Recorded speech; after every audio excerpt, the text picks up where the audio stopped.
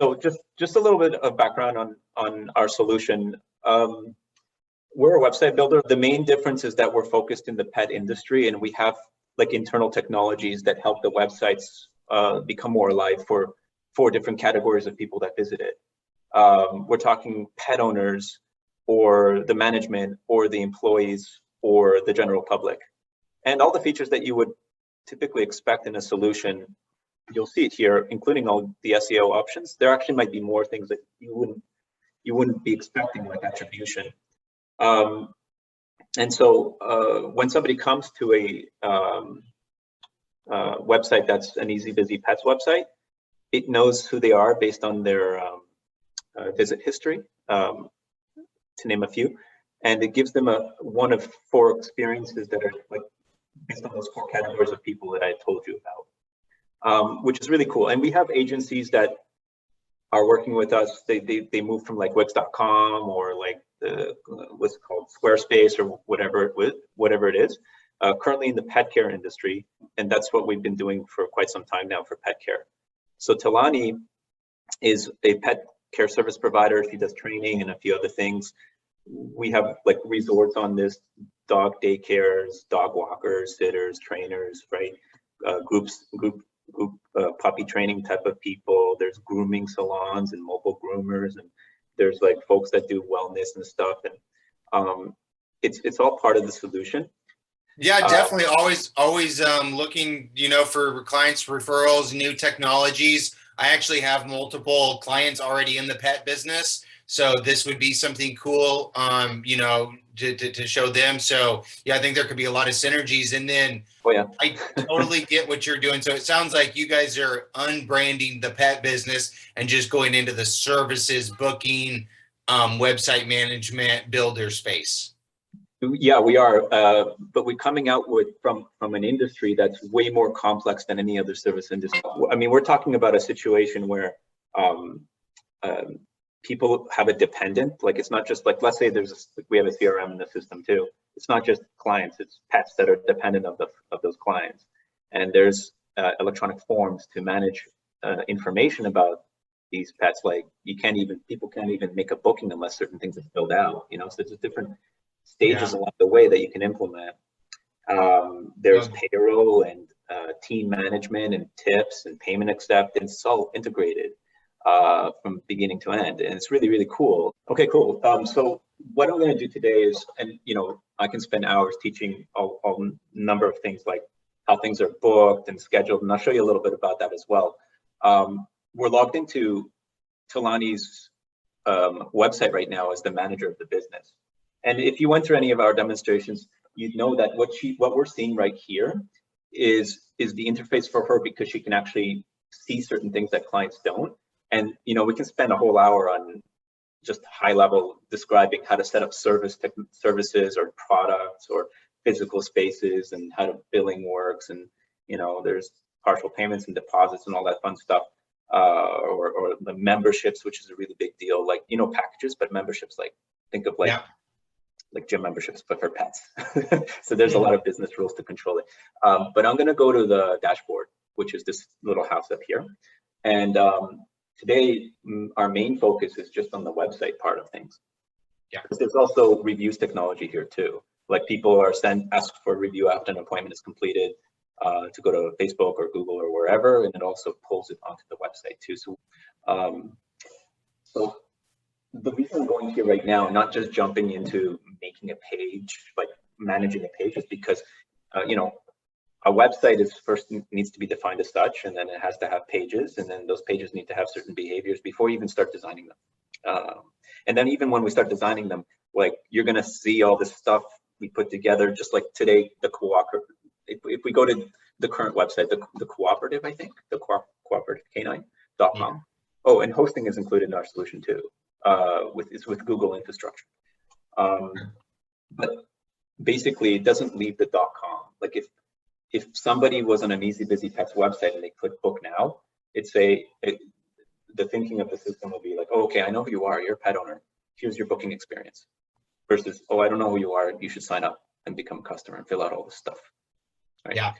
So a lot of different flows, but I digress a bit. we have websites for each customer, and they create pages. There's also blog. So there's like it has all the features one can expect from an SEO perspective, so that Google has no choice but to rank you better. The navigation menu section has to do with managing this thing up here, for example. The website themes, so you create the website pages and you're designing everything, fonts and all that fun stuff. But sometimes you just want to default things, so you don't have to keep changing it to that, right? Whether it's a picture or a header or whatever. The look and feel has to do with logos and colors and branding.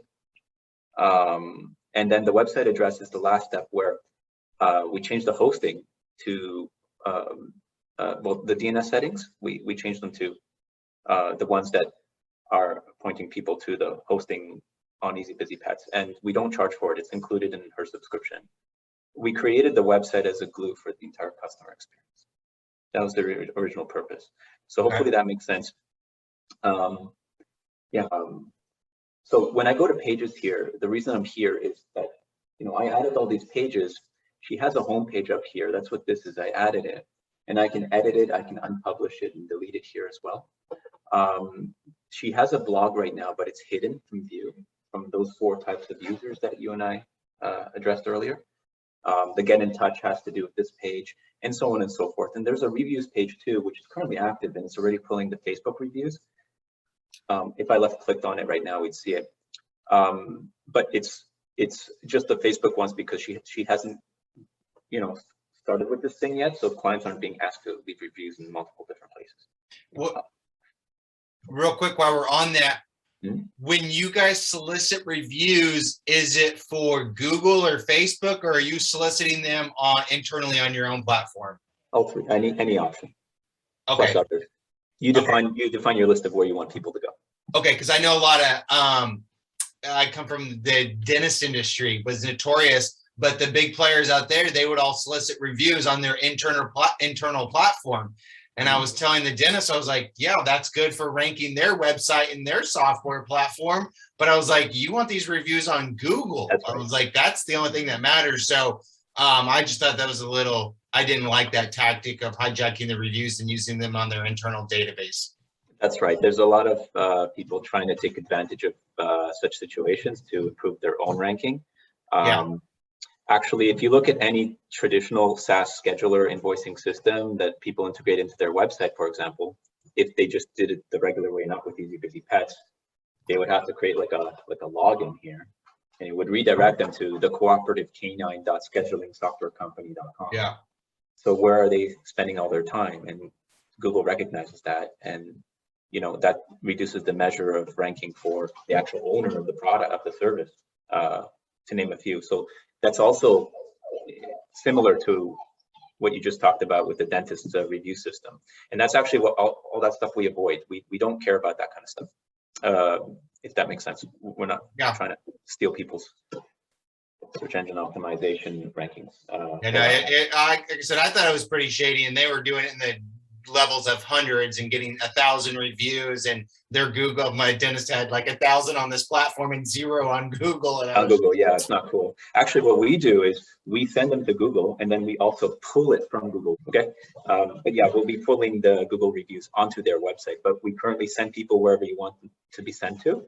And the good news is that because it's like a service type of thing, there's no like link being sent to people. It's just like they see their like a notification that the job is done, and then it asks them if they're happy with you, and then if they are, then it just keeps them on your .com and says, okay, please choose your destination and the review itself, and it sends it to, and it would look just like any button, just like anybody else, just like any of those top-notch review apps.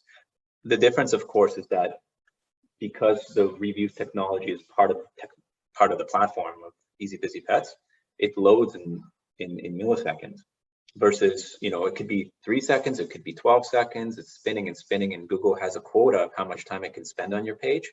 So, you know, if you're using one of those external apps, which you can plug it in, no problem, and spend thousands of dollars just for that every 6 months or so.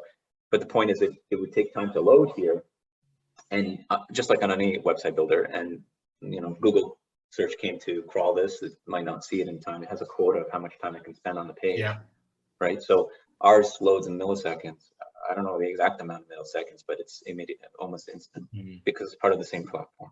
And when our team built it, it was primarily for that reason versus the frequency and recency. But it's been a breakthrough. Like, we're talking about hundreds of reviews a month versus one every 3 months or something, using a traditional method of asking and begging people for a review. No, that I would say is one of the hardest things from me with clients, is to get them to get reviews and to ask and to follow up. And I have tools that I use and things, because it's a hard thing. So nailing that. But it looks like Talani and a lot of people in the pet business, they've got really a lot closer relationships with their clients, and somebody, like that you just walk in, I guess, get a haircut or something. Okay. Cool. Yeah. No, that makes sense. No, that's good. So we add a page, right, and it's completely blank. And when you add it, it's in edit mode. I'm just clicking this icon right here. And there's a lot to tell you about. Like, this is just a configuration panel where we're setting the SEO set. Like, these are meta tags here. I'll talk about it later a little bit. That's a configuration panel for this page, which is in edit mode. It's kind of like Wix.com. You left click and start navigating and making changes, if that makes sense. Yeah. And what I wanted to do is, I actually wanted to add a few blocks to this page based on her current site, just to illustrate what you can do, if that makes sense. Now, before I do that, just so you know, anything you select, right? On website builders, when you select them, you can link them to things, right? And it could be a button or a picture or whatever. And what's traditional in website builders is that you have, it can go to a URL, or it can be like an email click, or like a mail to, or whatever. Ours involves internal links as well to memberships that they can add to cart and start working on, or like writing a review. That's just a given. They can go to certain service listings and book them, or specific services. They can book those specific services that were created in the operational side of the solution. And there's nothing like that in the world. So it's not just a dumb website, if that makes sense. So as we create this kind of experience, know that it's actionable stuff there too. So I'm scrolling down to the bottom. She stopped at dog walking with me. So this is her current website, okay? It's cute. Like, for me, the functionality is the most important thing, right? So I'm scrolling down to, what was it? Where was the dog walking? Oh, I don't think she even advertised her dog walking. No, I don't think she did. Right. So what else? What's before dog walking? Board and train, dog walking. So private lessons. I just don't want to do the wrong thing here. She was a stay train, so I think that's what she meant by board and train. But let's add like in-home pet sitting, for example, if that makes sense. Okay. Yeah. Okay. So I don't know if I have that picture. I'm just going to save it on. Do you need me to show you my tricks of how to extract images from websites, or shall I just save it? I'm going to save it. Yeah, you can just save it. That's good. Now, one quick question, and this is what I was going to talk to Talani about. It looks like she's got this, and I know her first website was set up as like all one page. And I don't mind if we have a lot of stuff on the home page, especially booking from user experience, but from an SEO perspective, she needs to have multiple pages on the site. Like, I don't know, is that something you guys don't usually do, or is it just because she had a one-page website you were? She had it. We're not in the business of designing people's sites. We're just in the business of copying it over, making it functional, and improving the SEO based on the design that they currently have. Yeah. Okay. Cool. From my perspective, as long as it has 1,200 words and more, and those words are a keyword rich, and and it loads really quick, stuff like that. That's important for me to communicate to them, at least, that they should have that. And you could create a completely new page. You can have like maybe under book now or something. You can have like a whole bunch of service type pages, and each one having its own description. It's totally up to you, actually. I think it's a great experiment. And to create those pages and keep them hidden, in draft mode until you publish them. Each page has a publish option, but in the meantime, it's draft, and you can choose pages that maybe only the pet owners can see when they're logged in, you know, that kind of fun stuff, versus the general public. And you can choose them to follow or not follow, and the sitemap controls it. They're all there in the solution. But for now, you know, we're on a page, and I'm just going to create like a block. What you're seeing here are my templates. I have previously created stuff, and in your case, you probably just see this stuff. I'm just adding some what I would call a blank canvas. Okay, so this is a block. I'm going to save it. Okay, and by the way, you can see it in mobile view as well. So when you do this, it's like whatever you add there, that's what it would look like if somebody on a mobile screen, like a mobile phone of some sort, would be looking at this. So it's tailored for all kinds of mobile devices. So if I add this block right now, right, and save it, it's blank. Do you see it? I might just zoom in a bit more. Yeah, I can see it. Here it is, and it has whatever you click on. The options change. I don't know if you noticed that. The options change depending on what you're clicking on here. It looks like Talani's joining us. These are what I would call sections. So if I'm in a blank box, it already starts with one section. The background itself, like, you can stretch it. You can make the section like at the full width of the screen. Some websites, they have kind of like an area that doesn't go past. But yeah, regardless, you can change the color or make it a picture in the back, whatever you want, essentially. And as you start working with these tools, it'll become like second nature to you. Now, I'm going to create a second section, just two sections. Why? Because on this website, there's two sections. So I couldn't find this picture, but this one here. So this is a section. It doesn't have any elements in it. Elements could be text or images or further sections of things inside of it, and can be like, so you have a lot of options here. These are widgets that tie to the operations. So when you work with the blogs part of the system and you created this blogs widget on your page, it would start showing all your blog articles the way you want it with all the settings, and if it's a form, then there's electronic forms in the system, and you're adding this a type of form that's public for people to fill out, maybe if they want to adopt a pet or fill out some sort of a survey of some sort or whatever makes sense, or maybe a job application. A lot of people do that. And then these forms are like tied into the operations, so they could be tied to the client or to the staff member who's applying for a job, that kind of fun stuff. So I'm just kind of touching the surface of that, but just why you're seeing this kind of separation of options here. And scripts are like, if you want to embed things throughout the site. Okay. Well, yeah. So here I am. I can add an image inside of this thing, or I can just make the section itself the picture. And I'm going to upload, but I have images that I've uploaded in the past, which are showing here, right? Stuff that you've already uploaded in the past.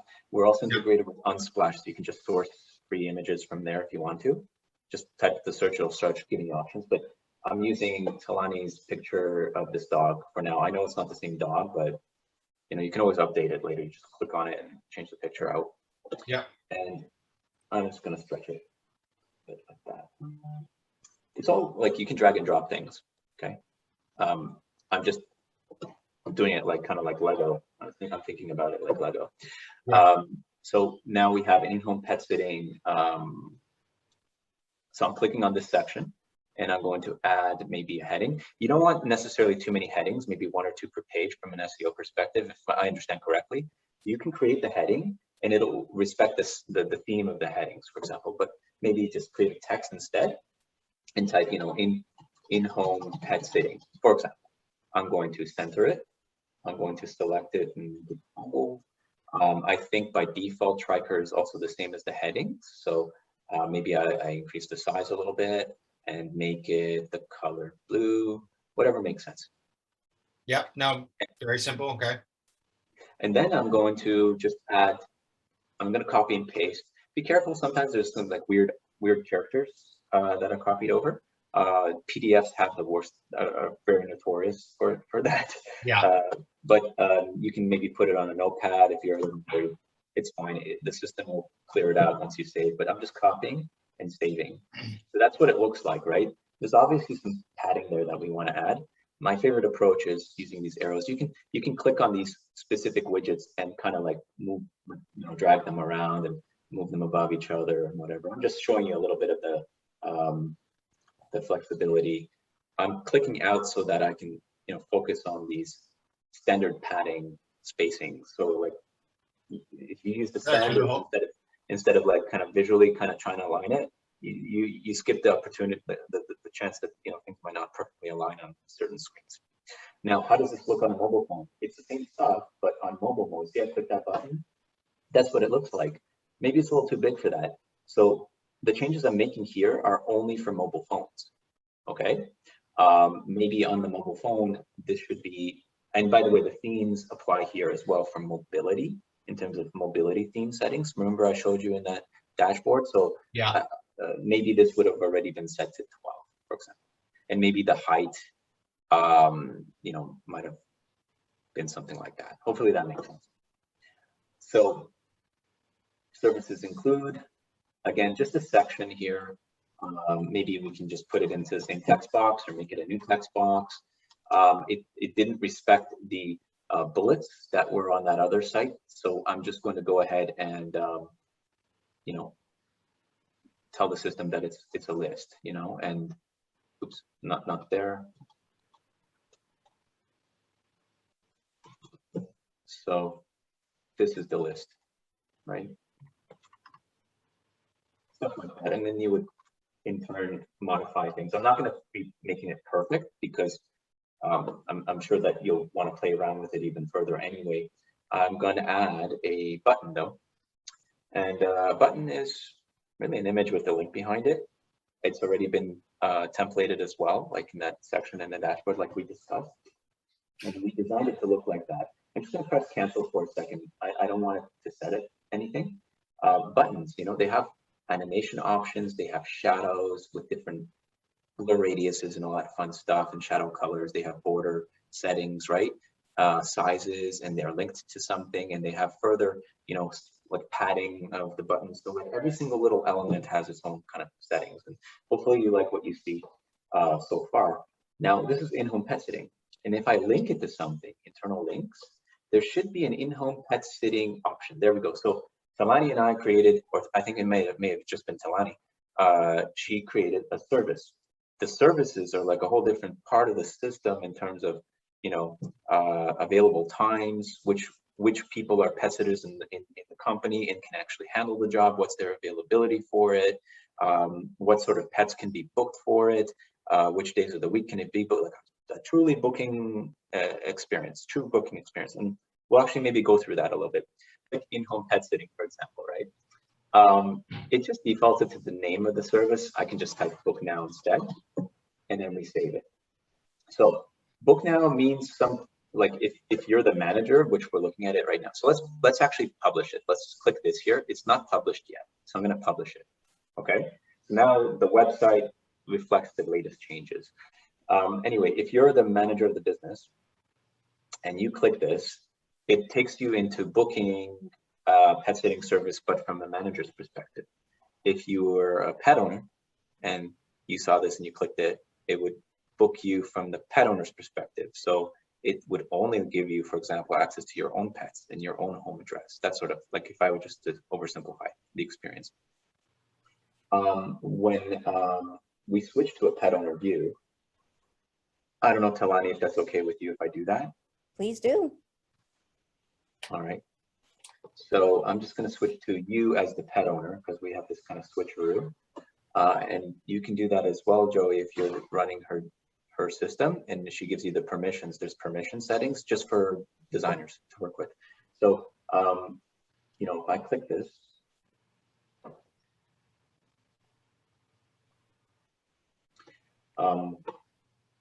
so when a client goes to the cooperativecanine.com, and I'm logged in as administrator here, right?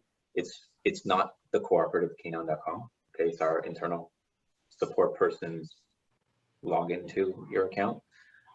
They see potentially this. This is a dashboard, Joey. It's a dashboard for pet owners. This doesn't have to look like this, but this is the way we've currently set it up. And this pet owner, she has Daisy. Daisy is the dog, and her invoice history. She has some upcoming appointments, perhaps, and so on and so forth, and payment settings and stuff like that. So when she clicks on Book Now, and she clicks on Kinder Canine, because I didn't set up the link for the pet sitting. I'm just gonna scroll down to our pet sitting here. So this is what we created, okay? Yep. And this customer, they click book now.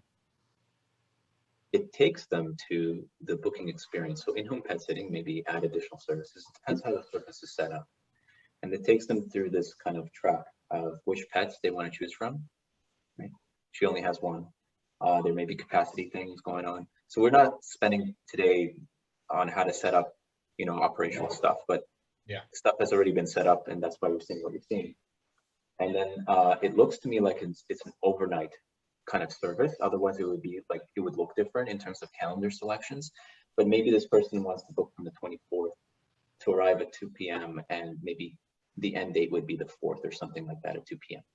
Fair enough, everybody? And if I next step it, that's their home address. But this person doesn't have a home address. They can create their own new one or something like that. But I'm just going to use the training facility as the option. And then there's add-ons that they can choose from. And then they click next, which gives them a summary, including a quote, which you can update if you want to.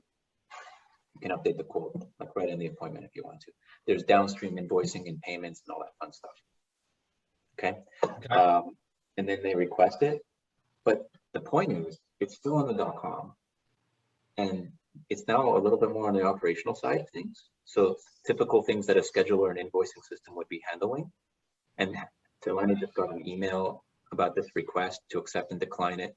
She's going to be able to, yeah, Joey, what you don't know is when she's running these appointments, she can send pictures and notes and updates to the customer in real time. Customer can also see it on their dashboard, and they can share pictures on their Facebook timelines, the pet owners, which redirect them back to the website. We call it social organic marketing. And then the reviews, that comes at towards the end. Telani, Joey and I were talking about the reviews feature. That comes at, you can ask for a review anytime, but the way I think we set you up is on checkout, at the completion of the job, they get an automatic notification with a report of how things went down, plus, are you happy with us, yes or no? And if yes, start the review process. Awesome. And what's beautiful about all this is that you just check out of the appointment, or you're just adding pictures to the appointment, that's it. The system's handling the social sharing option for your pet owners to choose from. And it's also handling the reviews requests automatically. So you don't have to struggle with that. I actually did a presentation to, I think it was a few thousand groomers on a Facebook grooming channel. And it was all about reviewing what kind of struggles people are having with reviews. Like some of them are offering 10% discount just so that the person would give them a review. And then sometimes they do achieve it. And then some, but they have to come back and ask them again like 4 months later. And it's very hard to get people to review you, even though they love you and they're great customers. They're just so busy. They don't care about the discounts or anything. You know what I mean? Like if there's any challenge and effort that they have to put in, and usually that happens, but it's less likely that they'll do it for you because it's not asking them at the perfect time, which is at the end of the job, right at the end of the job when they see the results. So this is the kind of stuff we've been focusing on. Blog is really important. Let me just switch back though to the website builder stuff. And I wanted to show Joey SEO features, if that's okay. Joey, unless you have specific questions, you can move.